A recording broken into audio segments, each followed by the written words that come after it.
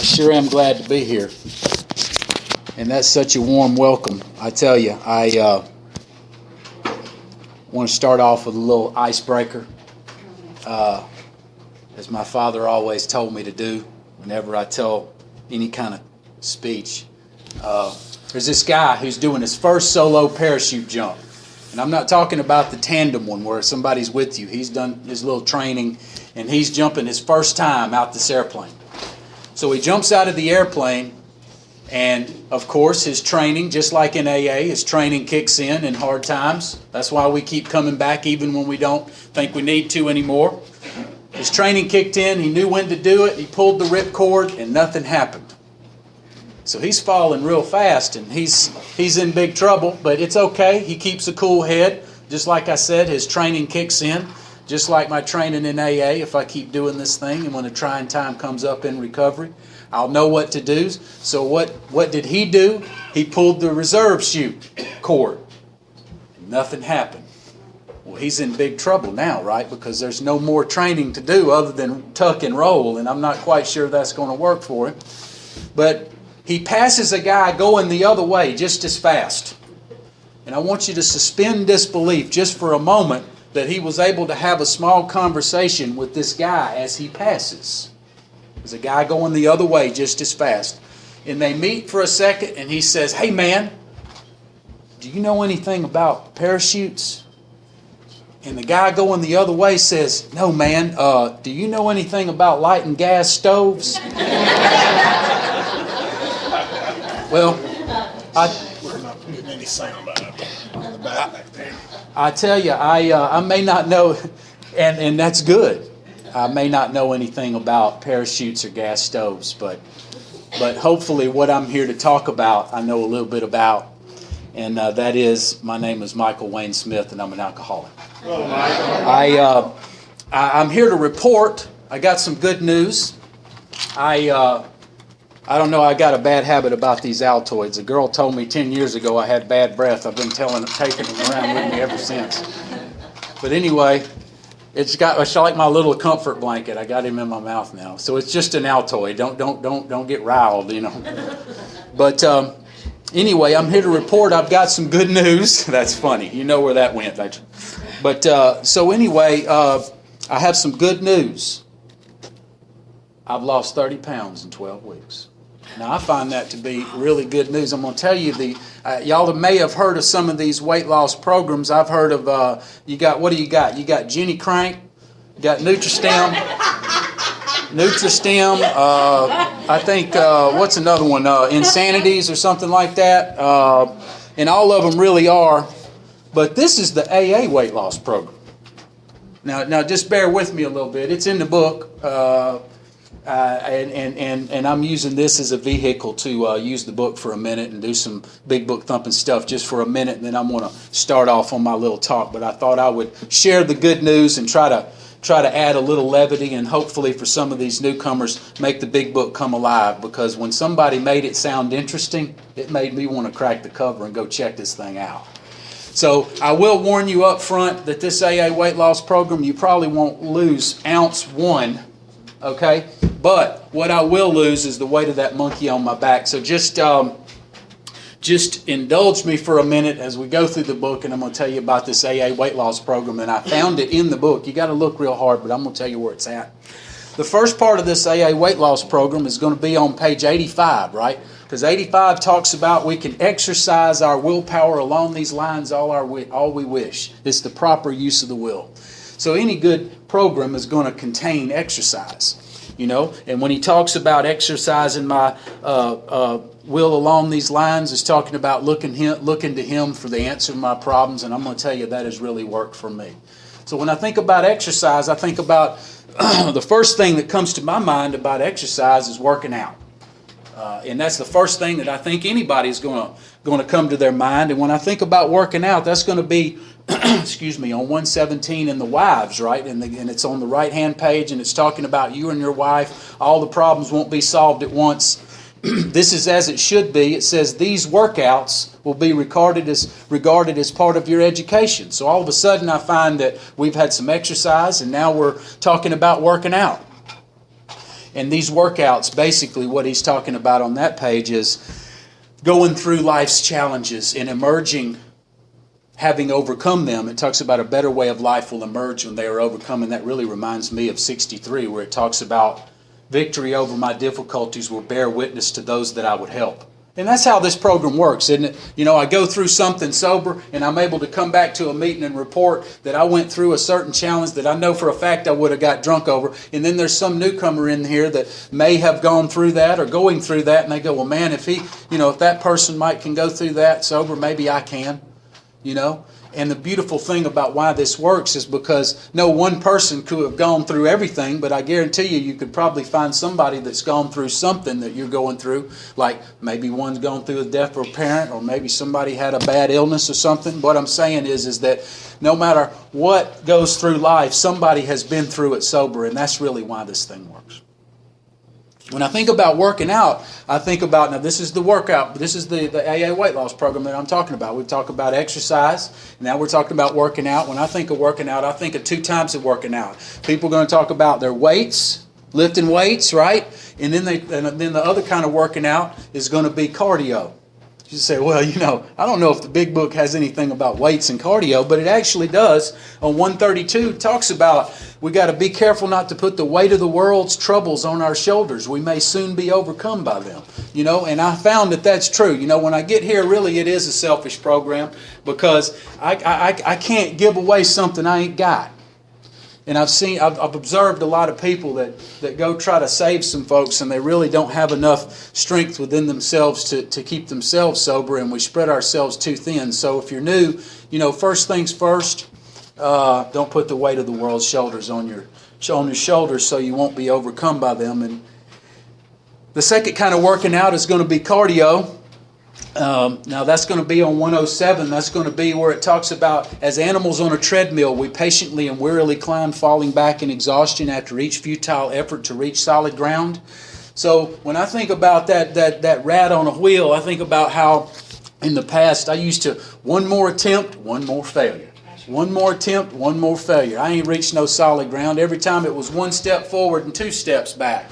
And I'm not here to report it's total perfection, but I will report that I guarantee you it's two steps forward and maybe one step back. And that's called progress. There's nothing about perfection here. I know that the 12 and 12 talks about I'm supposed to raise my eyes toward perfection and be willing to walk in that direction. I know it talks about in another place, in no case does God render us white as snow and keep us that way without our cooperation. These must be things we must be willing to work toward ourselves. That's on 65 in the 12 and 12. So, but it talks about I have a responsibility in my recovery, and it's like, what am I shooting for?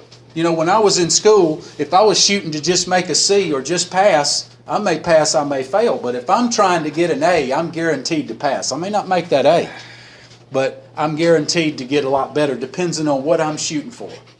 And today I'm shooting for the very best I can be or can know, and at least that's the 12 and 12's definition of entirely ready.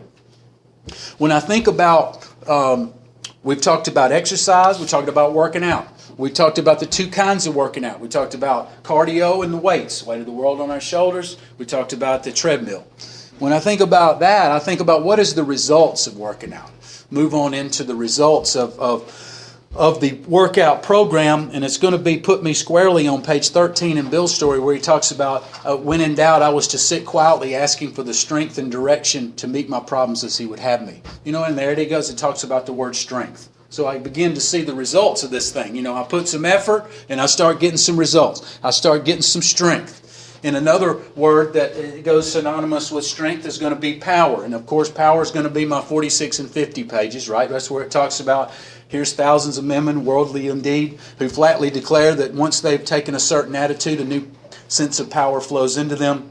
46 talks about I begin to be possessed by a new sense of power, which goes into a situation where a lot of people, can't quite get with it. But, if I believe in a higher power, I got to believe in a lower power. And I'm telling you, I was in the grips of the lower power. Even Bill mentions it in his story, didn't it? If there was a devil, he was boss universal. He certainly had me. So I'm telling you, the lower power is not going to sit idly by while my life is going great and not try to throw me a curveball. And that's where that training kicks in.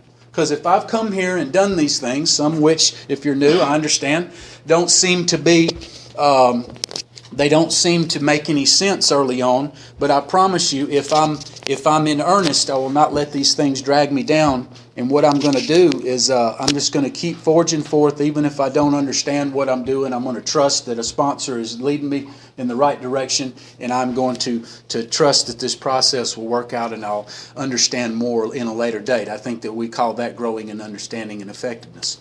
So what we have talked about as far as this AA weight loss program, which you can already see you won't lose much weight, but you sure will gain a lot of peace of mind with this program.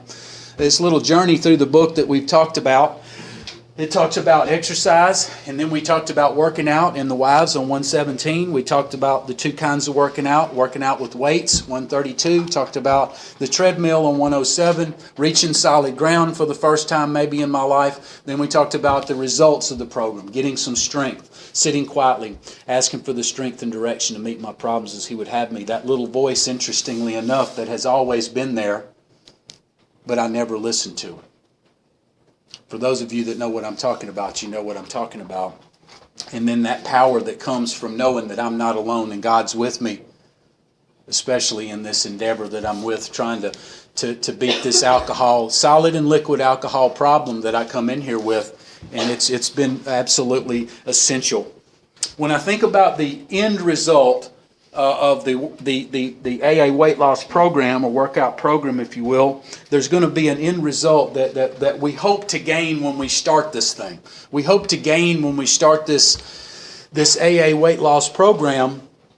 There's a certain word, it has 3 letters, that I hope to reach. And this journey started on page 85. Interestingly enough, it ends on 85. This is how we react as long as we're in fit spiritual condition. So this whole program took me from the beginning to the end, and the same page is where it began and the same page is where it ended. And I'm hoping that with these steps that I can stay in fit spiritual condition, but I've got to do my part. You know, faith without works is dead. I play a part. I'm going to go into a little bit of what my part is and how important that is later. But that's the end of the real big book thumping stuff. I just want to throw a little taste out and show that the big book is very interesting if I can make it that way. But if I'm new and I get in here and I say, man, that book looks like a drag, I'm going to tell you, it's going to be like that 1,000-pound phone. The front of that book won't ever open. I'll use it as a coaster. And I've observed that many people who fall into that trap don't stay here long, and I want everybody here to be here next year when I come back to visit. What I'd like to do is to cover a couple of things about my childhood, but I'm going to do it a little different. A lot of folks, they'll come up and they'll tell a story about their childhood, and they'll give you a lot of information that really doesn't mean anything. But I'm only going to talk about a couple of things from my childhood that have a direct bearing on what we talk about in meetings and what we talk about in the program. One in particular, and I'm sorry to repeat myself because we have a couple of people that I actually had to fill in at Jaffe last night. So I kind of did some of this again last night. So forgive me if you're hearing some of this twice.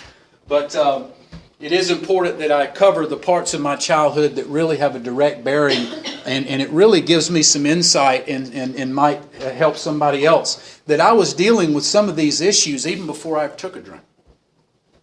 When I was a kid, I used to collect these cards, like football cards or whatever, any kind of little stickers or whatever it was. You know what I'm talking about when you're a kid. And all these little sets of cards, at the bottom right-hand corner, it would say 5 of 200. You know, there was always a full set. No matter what kind of card it was, there was a full set. And I'm here to report that I was absolutely obsessed with getting the full set. I mean, I would have 50 of one of them cards, but I was going to get that last one. And life was not complete until I got that full set.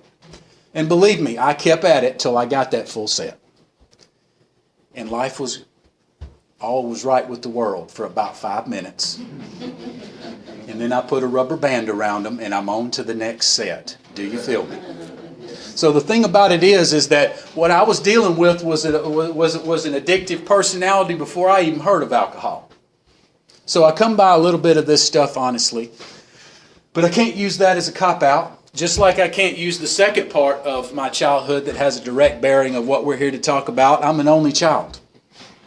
You say, well, what does that have to do with anything? Well, it has a lot to do with it because Dr. Bob in his story said he was an only child, and it engendered the selfishness that played such an integral part in bringing about my alcoholism. Now, I find that to be very interesting and very true, too, because when I was a kid, the world did revolve around me. My parents doted over me at every second. I'm not going to say I was spoiled because I got a quarter a week allowance. You're going, whoa, a quarter a week? Well, let's just say I wasn't born last week. I don't want to date myself. But clearly I'm not 22 when I came in. But even though I came by my selfishness honestly, I didn't have to share my toys. I didn't have to share myself. I didn't have to share anything. I can't just use that as a cop-out and say, oh, well, I'm selfish. That's just the way it's going to be. This program is based on me understanding who and what I have become and being willing to move toward what I can be. That may sound familiar to you because that's what Bill W. defined humility as in the 12 and 12, isn't it, on 58. I got to be willing to understand who and what I have become to understand where I'm going from and where I want to go. So what if I was dealing with a little more selfish than your average bear? So what if it was come by it honestly? Well, that's my cross to bear. Other people have different things from their childhood that may be probably even worse than that. We all have things that's happened. I'm not going to go into what some, but everybody got. But what I'm saying is I think this program was set up to give me the promise as a beacon of hope that no matter what's going on, that a better way of life can emerge when I acknowledge and overcome some of these challenges. One of the things that happened is my childhood. I don't usually mention this, but since I talked about copping out, it just comes to my mind. Sometimes I tend to trust where my mind, takes me on some of these things, although I have some bullet points here I'm supposed to cover. I was in the garage once with my father. He always made me watch him fix things. Time getting away with me. Look at here. Our time is halfway through. I'm telling you, an hour is just not enough time to do nothing. For real. I went to 9:30 one night. Nobody moved. It was cool. I ain't going to do that here. But I have been told I can go over, thank you very much, by whoever the president is. I'm just joking. I won't do that. I know somebody's going to call me down. I don't want to be heckled because I don't want to have to say something to a heckler. So I'm just going to make sure I follow the rules, okay? So anyway, he was making me watch watch him fix things because he fixed Phantom jets in the Air Force, and he wanted to instill in me an ability and to try to work on things. So there I am in the garage. He's showing me to work on something just as a little kid would do. I knocked something over or I grabbed the wrong thing. I don't know what I did, but I know I pissed him off. And just as I can do, he said something so calmly that cut me to the bone that I carried with me, and I still carry it to this day.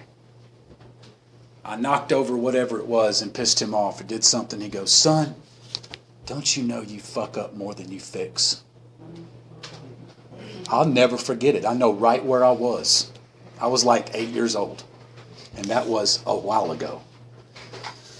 So when we think about cop-out, we think about coming by honestly, and kind of dovetailed in with the selfish thing. I could have took that.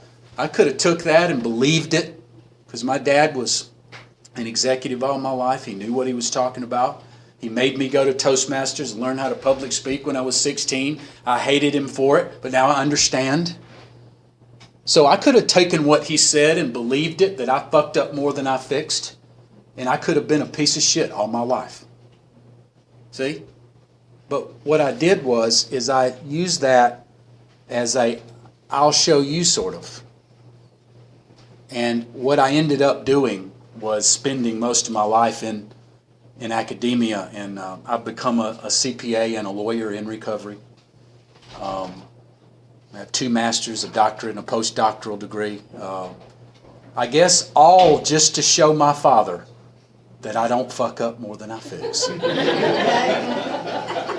Now, some of you may know that we are overachievers. And I have definitely taken that to the nth degree. But I wanted to tell you that, and try to tie it in, that we have things that may seem trivial to somebody else, but to us it may be a big deal. And hearing my father say I fucked up more than I fixed had more of an effect than I realized, because I still hear some of that voice sometimes. And sometimes I have to say, that's not true. God don't make no junk, you know? Some of these emotions are way back there, We don't let them see the light of day. But they're there. I need to acknowledge that they're there. I remember my mom drew me a little thing. It's a little fella sitting on the curb with his head in his hand. I must be worth something because God don't make no junk. And sometimes I feel like that little fella in recovery. And I know we all go through ups and downs, and even Bill talked about it. There'll be certain trials and low spots. But if I'm in earnest, I won't let them drag me down. I have found, just like he said, that helping others has always lifted me up. And if I don't have to look very far to find that somebody else has got more problems than I thought I had, and I'm glad to leave with the problems that I came in with. I want to move on into, because I see a lot of newcomers. I've been told that there's a lot of newcomers in here, and I hope you received my big book thumping stuff in the light it was intended. But what I want to do when I know that there's a lot of newcomers in, I want to focus maybe on some of the earlier steps and tie that to me. I don't tell war stories in my talk. I never go into war stories. To me, it has zero value. It has zero value.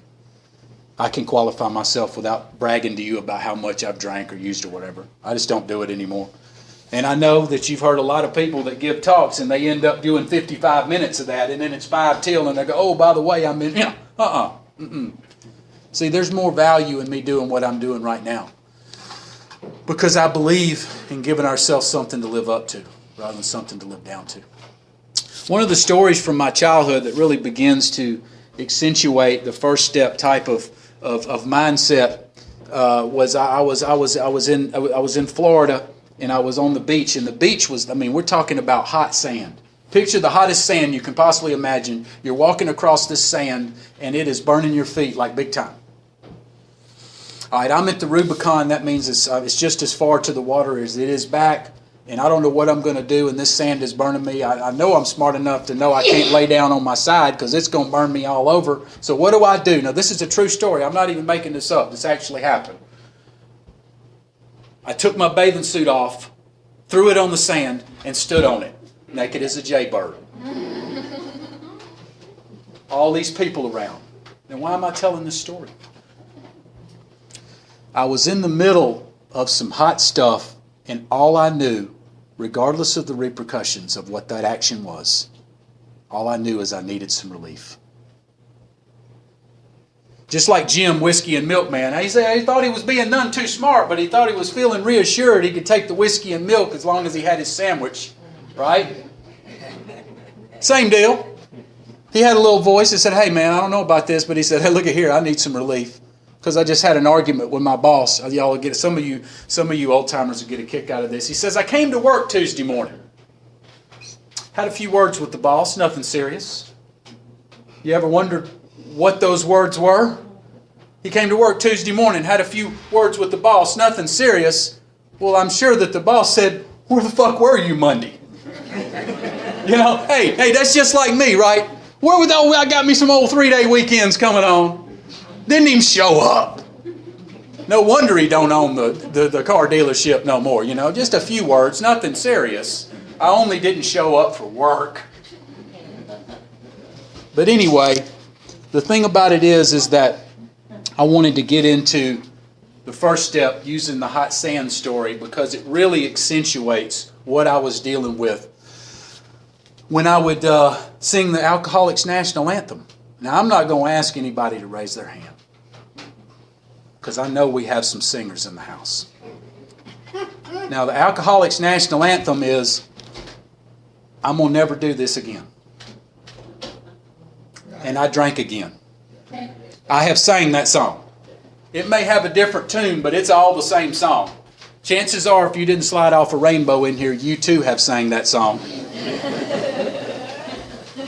And it's not such a bad thing. It's bad. But let me tell you one thing that's worse. If you're in here and you ain't never tried to quit, let me just go hang out at River Road to see what them people are doing. Boy, that's worse. All of a sudden, I'm glad I've sang the song. You know what I'm saying? It's not such a bad thing. I'm going to tell you, I went up here before the meeting and I opened a book to this page. I'm hoping that if I can find this, maybe I don't really need to find the reading because I got the page. This ties in to needing relief, the sand. This ties into me singing the Alcoholics National Anthem, I'll Never Do It Again, and drank again. Because if I didn't have a problem, I wouldn't have started back. Now, and I did start back, by the way. I'm not saying I quit drinking countless times. Because, see, the beauty about this program is, didn't he say in the 12 and 12 that this program was designed to raise the bottom for people, save them the last 10 or 15 years of hard drinking. If I can ask myself the appropriate questions and see if the truth about my alcoholism is I have the earmarks of I don't have to go down as far as some people have. Even 33 in the big book talks about to be gravely affected, one does not have to drink the quantities or go down as far as some of us have. So I don't have as many trying to quit as somebody else. I mean, I'm not trying to claim that I've got the worst story in the world. And I will tell you a funny story that you may get a kick out of this. I tell you, the guy that was on the receiving end of this did not get a kick out of this. One of the first meetings I went to, and he didn't do this to me, but I saw it. Some guy was talking about how he had, he was telling a story. It became clear that he hadn't done a whole lot. And there was some old timer sitting in the back corner. And look, I'm not coming down on old timers. I've seen people talk about time ain't everything. Okay, get you some. Okay? Okay, I got me mine. Go get yours. You know what I'm saying? But I'm not talking about like that. This guy happened to be dry as a tumbleweed. Don't light us a match around this guy. Okay, he will spontaneously combust. Picture him in the back corner, just as miserable as he can be. Bone dry for 25 years. Somebody get that man a slippers in a bottle. You know the guy, a man of 30, was doing a great deal of spree drinking. Yeah, that's the guy. Anyway, I think that's 32, yeah. So anyway, he's in the back and this young guy's telling the story and he goes, I spilt more than you drank. Hadn't said a word in a whole hour. I spilt more than you drank. He's heckling the poor fella. Boy, that's a hell of a thing to do to a newcomer. This first time he's ever shared. Boy, I doubt he'll be trying to share again. Right? We got to be gentle with them. We got to tell them how to act. They don't know, but we don't have to do all of that. Years later, I was in the meeting. The guy did the same thing. And I thought, well, I'm not scared anymore. I spilt more than you drank. And I said, if you hadn't spilt so much, you might have got here sooner, motherfucker. Let me tell you something. I made his four-step if he ever did one. Messed him up on that one. I don't recall him ever saying it again either. But anyway, there is a vast amount of fun about it all. Didn't we just laugh about a seemingly tragic event from the past? E132 talks about it. If newcomers could see no joy in our existence, they wouldn't want it. We laugh about seemingly tragic events from the past. Why shouldn't we laugh? We've recovered and been given the power to help others. And that power to help others, I believe, is the power of relation. I've been there, and I'm not there anymore. And let me tell you how I did. Our steps talk about we were powerless.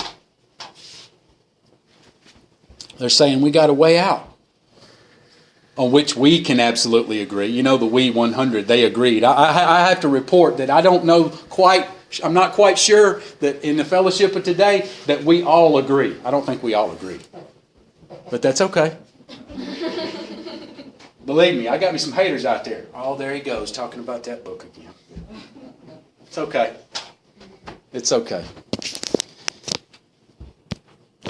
All right. I want to read why I kept starting back. See, because there's got to be an answer. Why do I keep starting back? If I'm new, I'm asking myself, man, I've done got in trouble several times. Why do I keep starting back? You'd think if I had any sense, I wouldn't have started this business again. I needed some relief. I was in the sand. I sang that Alcoholics National Anthem.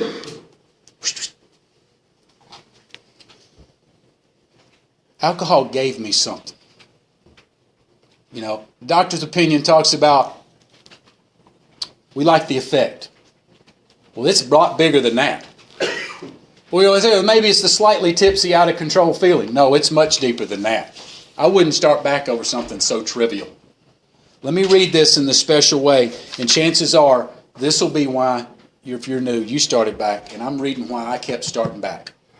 I'm going to read something that may sound familiar to you, but it's slightly different.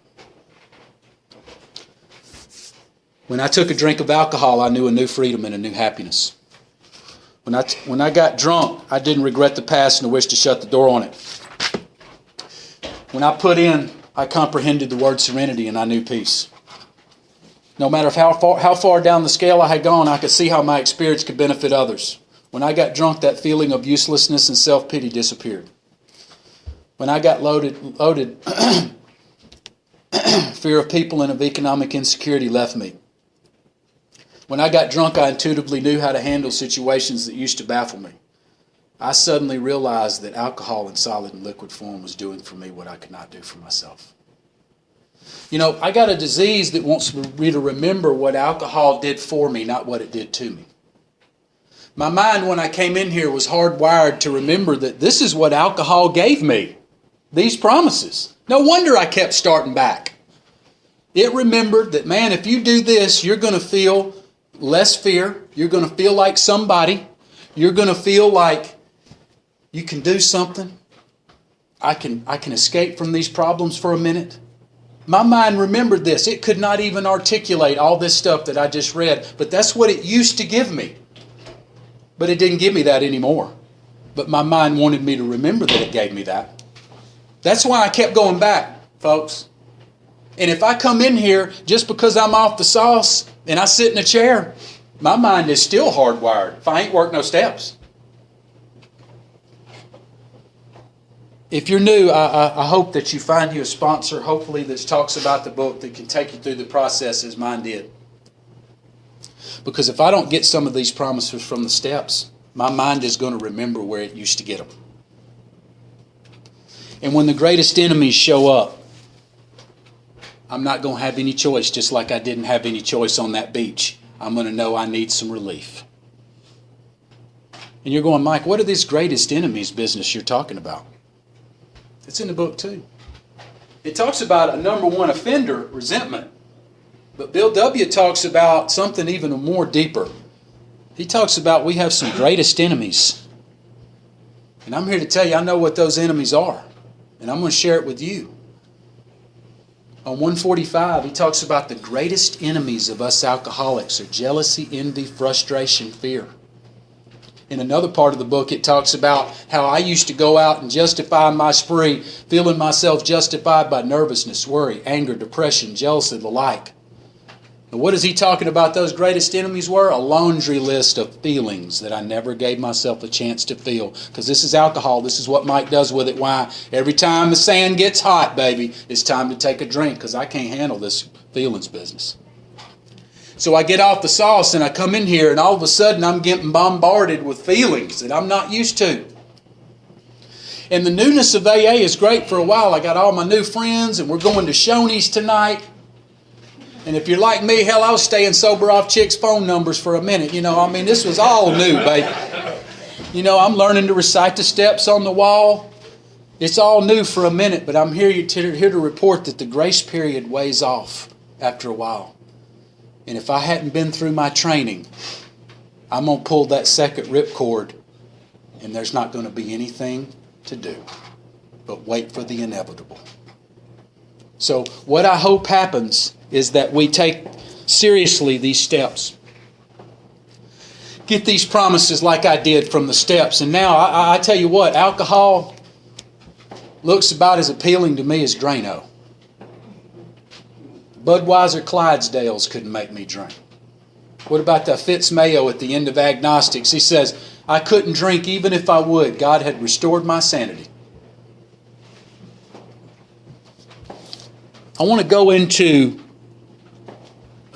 another joke to sort of like an intermission, because we're talking to the newcomers And I know the question that the newcomer has because I had it. Do I have what it takes? I guarantee you, there's a newcomer in here right now. Yeah, that all sounds good, Mike, and you sure do make it sound funny, but I'm not quite sure I've got what it takes. Because I got a series of failures, you recall. I just don't know if I got it. I see you folks, you're some, this like the guy on the bed. He goes, yeah, I don't see anything to laugh about. You guys are somebody. I was somebody too, but now here I am in the bed. But I'm here to report, and I want to give you this vehicle through this joke that I promise you that not only do I have what it takes, that every single person within the sound of my voice has what it takes to do this thing. And that's got to be good news. If I'm not here giving good news, then I need to get out.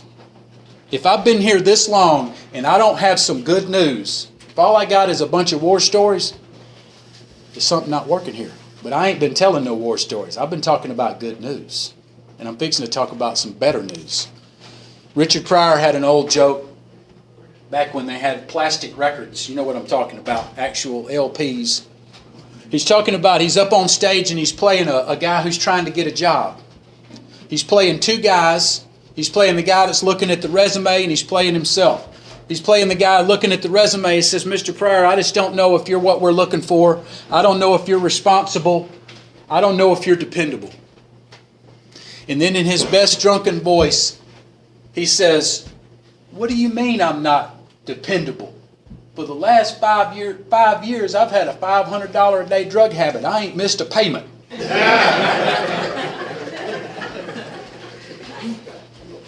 I was going to be in big trouble if nobody laughed at that.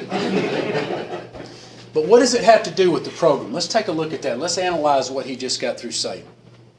And I'm going to put it in terms we can understand, and I'm going to put it in terms right out of the big book. He said, what I know is I had a certain amount of energy in me that I was willing to expend to not miss that payment. I was willing to do what it took to get what I needed to get to not miss that payment. This is not about missing the payment. This is about getting what I needed to get and the energy necessary to make it happen. He had it. I had it. Everybody within the sound of my voice going, man, I ain't missed a payment either. I'm with you, brother. Dr. Bob, in his story, Dr. Bob's Nightmare, he talks about it in different terms, doesn't he? He goes, if you put half the zeal into this way of life that you put out there, my Heavenly Father won't let me down. Now, zeal may be an old word, but it means the same thing. Zeal was that energy that I was willing to expend. And what Dr. Bob told me and what I'm here to report is it don't even take half the effort to do this deal as it took out there. I just need to put this stuff in perspective.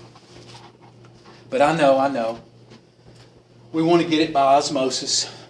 We want to sit in a chair and hope it rubs off. Or I want to be Pax Prenticed and go somewhere and spend $60,000. I was an addict for 10 years and now I'm not, That dude got a DUI last year. Fact. But you can't buy this thing. It ain't for sale, is it? The best thing about this is free, isn't it? What I'm hoping is that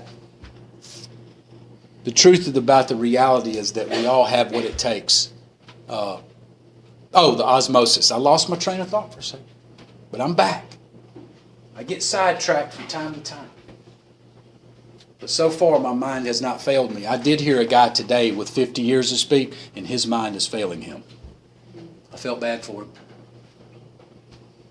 He did an hour and 10 minutes of Drunkalog, and then they finally said, hey, you got to wrap it up. I felt terrible for it. I don't even know, He's got 50 years sober, though, so that's cool. But, osmosis is a funny thing. Sitting in this chair is not going to turn me into a recovered member of Alcoholics Anonymous any more than sitting in the middle of a garage is going to turn me into a Toyota. I got to take some action. It's about me being mean in business. My sponsor showed me a page in the book. I got 10 minutes. Boy, time's running out. Man, oh man. Okay, I'm going to do this. I'm going to pull it off. I got 2 left. He showed me a page in the book. He said, no one is 161. He said, no one has been too discredited or has sunk too low to be cordially welcomed if they mean business. And he goes, what do you think that means? And I said, well, I hope it means I better mean business. He goes, what if you don't mean business? Because there's an if in there. And then I was just stumped. And he said, well, if you don't mean business and you're not willing to do what I put in front of you to do, then you don't mean business and I don't have to work with you. The page said it. So it's what you're looking for. You can find you a co-signer sponsor, a bullshit co-signer sponsor that'll let you dictate how you want to work the steps.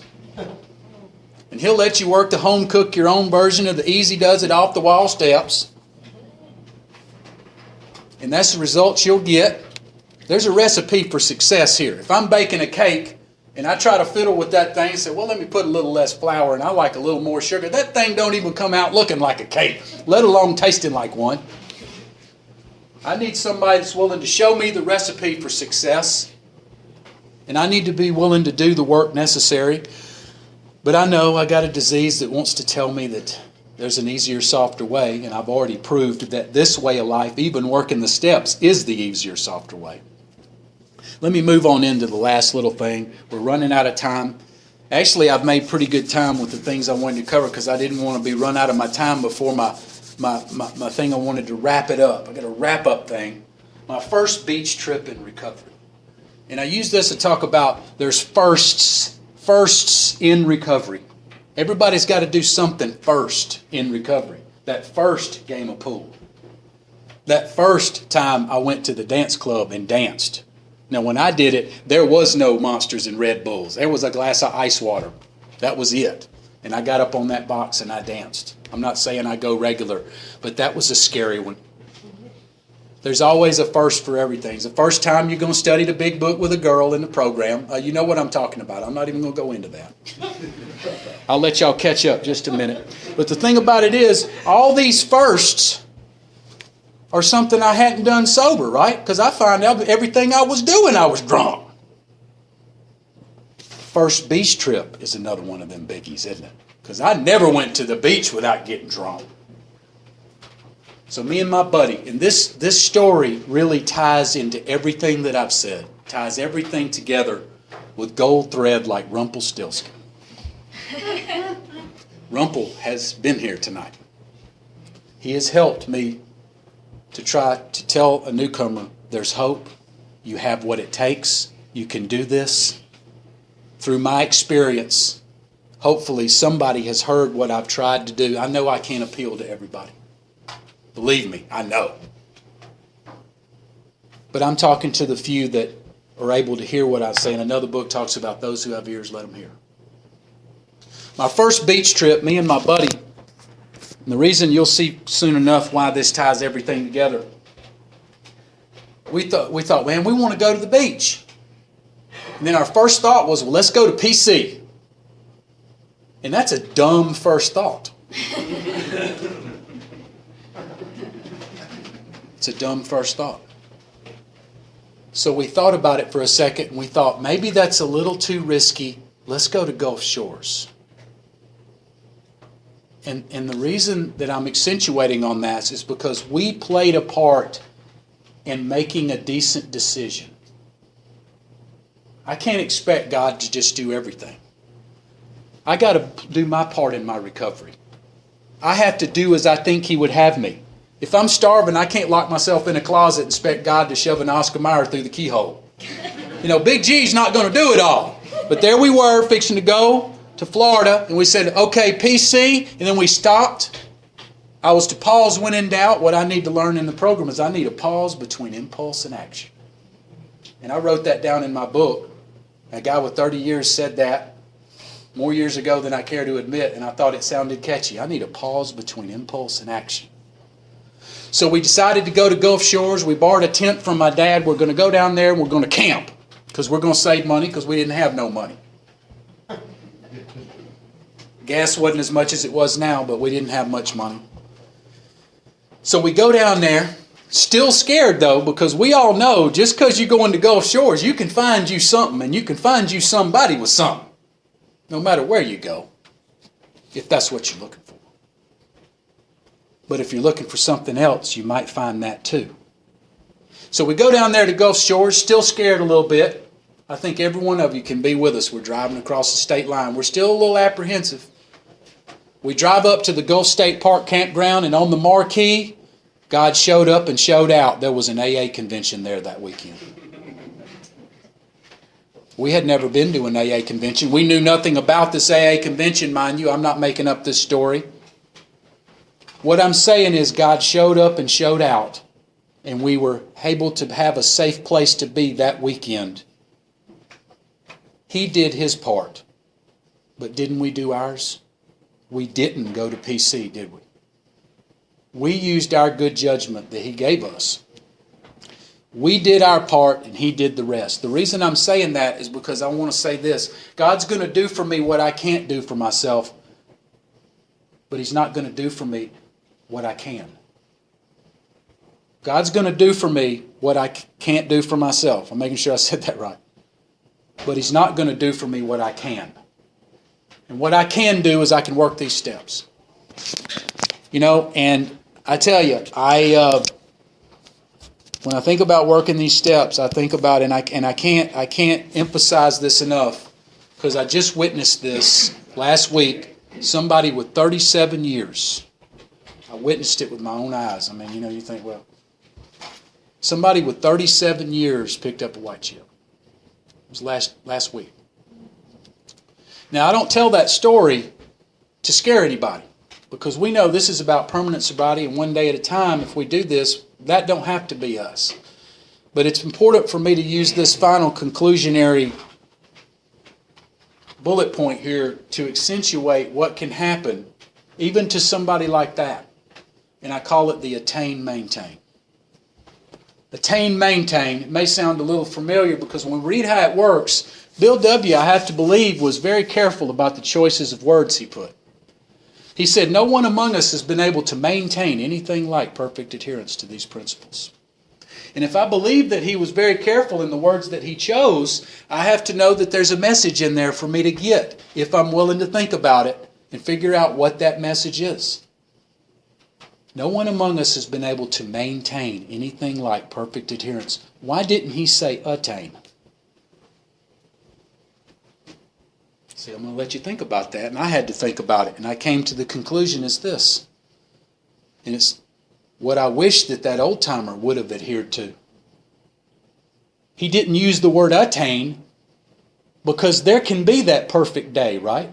We know those questions that on 86 and 87, have I been kind and loving toward all? Do I owe an amends to somebody? Have I kept something to myself? You could go down every one of them questions. You go, okay.